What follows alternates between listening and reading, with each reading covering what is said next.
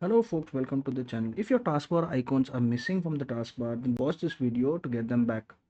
So the first thing we need to do is check if the icons can be accessible through the taskbar.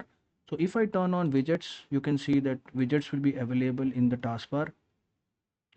And if I don't want them, then I can just switch them off. And there they are off. Same thing I can do for task view where I can view multiple files or folders. So I will switch it off if I don't want them. Now, if you want to see other icons, we'll go to other system tray icons. You go to the hidden icon menu, which can be turned off, can be accessed in this menu. So if you want, for example, say Microsoft OneDrive to be in the bar, then you can switch it on. If you switch it off, it will disappear. Same for, say, I want Skype to be visible. So I will switch this on and Skype will be visible in the taskbar.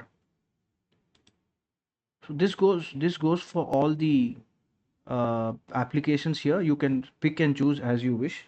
If the icons are still missing after you've done the settings in the panel there, the taskbar settings, then you can delete the icon cache. For that, you'll need to press the Windows and the R key, and you'll need to enter the command percentage app data percentage and press enter, and this will go to this app data file. Then click on any one file, control plus A, and then just press delete, and this will delete all the temporary files. You can do this for and skip,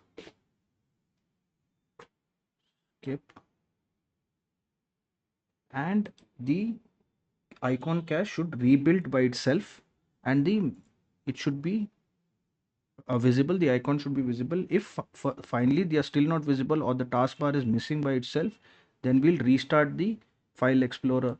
So for that, we need to go to the task manager, and we need to look for Windows Explorer. Here it is.